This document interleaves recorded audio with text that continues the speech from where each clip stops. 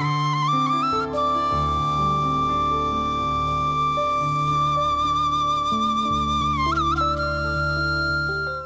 TV நேயர்களுக்கு இனிய காலை வணக்கம். எமது முன்பள்ளி ஆசிரியர்கள், அறநெறி பாடசாலை ஆசிரியர்கள், பாடசாலை ஆசிரியர்கள் இன்று அவர்களுடைய வகிபாகம் லோகோ பேரண்ட்ஸ் என்று சொல்வார்கள், இடம் சார்ந்த பெற்றோர். ஏன் இடம் சார்ந்த பெற்றோர்? அப்போ இன்றைக்கு குடும்பங்கள் வலுவிழந்து காணப்படுகின்றன. அப்போ வேலைக்கு போறார், அம்மா சில நேரம் வெளிநாடு, அப்பா வெளிநாடு. குடும்பங்கள் முன்னரை போல வலுவாக இல்லை, கூட்டு குடும்பமா இல்லை, ஒருத்தர் உதவி செய்யறதில்லை, தனி குடும்பமாக கரு குடும்பமாக பெற்றும் பிரச்சனைகளை தாங்கி கொண்டிருக்கிறார். இந்த அப்பா அம்மா அந்த பிரச்சனைகள் பிள்ளைகளை பாதிக்கிறது.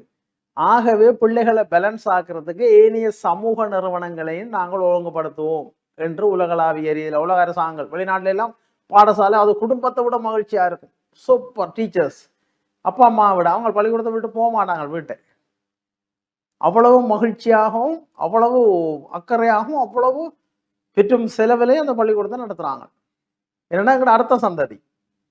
ஆக இங்கே இந்த முன்பள்ளி ஆசிரியர், பாடசாலை ஆசிரியர், அறநெறி பாடசாலை ஆசிரியர்கள் ஒரு லோகோ பேரண்ட்ஸா இவ்வாறான பண்புகள் இருக்க வேண்டும். இது பேரண்ட்ஸுக்கும் இருக்கணும். இது உலகளாவிய ஸ்டாண்டர்டைஸ். இது ஒரு ரிசர்ச் முடிவு. ஒன்று, மாணவர்களிடம் மிகுந்த அன்பும் முகமலர்ச்சியும் கொண்டிருக்க வேண்டும். பாருங்க, சின்ன விஷயம் நான் கொண்டிருக்கிறோமா? பிள்ளைகளிடம் உடலியல் உளவியல் தேவைகள் தொடர்பாக மிகுந்த கரிசனை. அவன் தொடர்பாக கரிசனை கொள்றதை காட்டினாலே அவன் நல்லவனா வந்துடுவான். அப்பா என்னல கரிசனை, அம்மா கரிசனை, டீச்சர் கரிசனை. கடமைக்கு செய்தா சரி வராது, போலியா செய்தா சரி வராது. எப்போதும் மாணவர்களுக்கு பிள்ளைகளுக்கு உதவ ஆயத்தமாக இருக்கின்ற நட்பு உரிமை. எங்களோட பழைய காலத்து ஆசிரியர்களை பாருங்க, அவ்வளவு நட்பு உரிமை, தன் பிள்ளைகளை விட கூடுதலாக நேசிக்கிறது.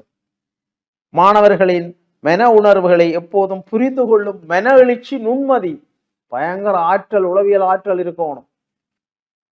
பொறுமை காத்து பிரச்சனைகளை துணிவுடன் அணுகுவார்.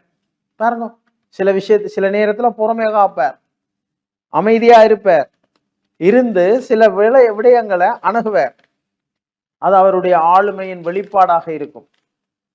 ஈடுபாட்டோடு கற்பித்தல் செயற்பாட்டில் ஈடுபட்டு நிபந்தனைகள் இன்றி மாணவர்களை ஏற்றுக்கொள்வார்.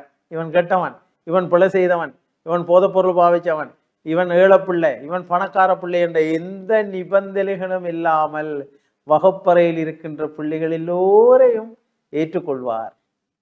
பாருங்க, இவர்தான் கடவுள். ஆசிரியர் கடவுள் இல்ல, கடவுள் தான் ஆசிரியர். மாணவர்களின் தவறுகளை மன்னிக்கும் மனப்பாங்குடையவர். அழகியல் தொழில்நுட்ப திறன் சார்ந்தவர்.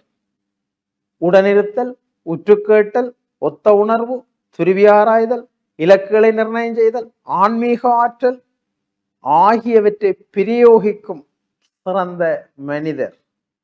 சுய ஒழுக்கம், அர்ப்பணிப்பு, நெருக்கீட்டு முகாமைத்துவம், ஆளுமை திறன்கள், சுய பிரதிபலிப்பு, தொடர்பாடல் தேர்ச்சி, வகை கூறல், முன்மாதிரியாக செயலாற்றல் ஆகிய மென்திறன் பண்புகளை கொண்டவர். பாருங்க, ஒரு ஆசிரியர் எப்படி இருக்கணும்? பெற்றோரை விட இன்னும் ஆளுமை பொருந்தியவராக. ஏன்னா பிள்ளைகள் அப்படி இப்ப பயங்கர கட்டிக்காரர், பயங்கர உணர்ச்சி வசப்பட்டவங்க, டக்குன்னு முடிவெடுப்பாங்க. இவங்களை கையாளுறதுக்கு ஆசிரியர் மிகச்சிறந்த முகாமைத்துவ நுட்பங்களை பிரயோகிக்கின்ற உளவியல் ஆளுமை உள்ளவர்களாக இருக்க வேண்டும். இதுதான் மிக முக்கியமானது. இதே போல பெற்றோர்களும் இருந்தா இந்த பிள்ளையில மிகப்பெரிய உலக சாதனைக்கு கொண்டு போகலாம். ஆனால் எங்கள் பிரதேசத்தில் இது போதுமானதாக இல்லை. ஆக ஆசிரியர்களையும் பெற்றோர்களையும் நாங்கள் இன்னும் மேலும் வலுவூட்டி ஒரு நல்ல எதிர்கால சந்ததியை உருவாக்குவோம். நன்றி, வணக்கம்.